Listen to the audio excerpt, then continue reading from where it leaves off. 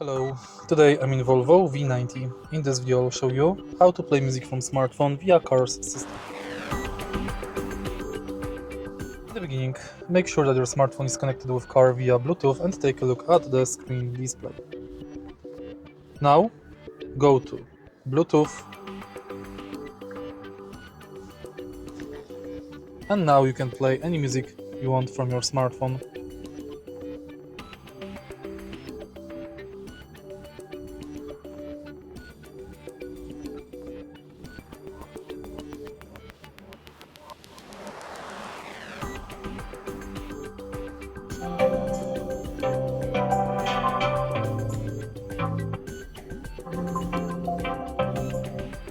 If you find this video helpful, please leave like, comment and subscribe.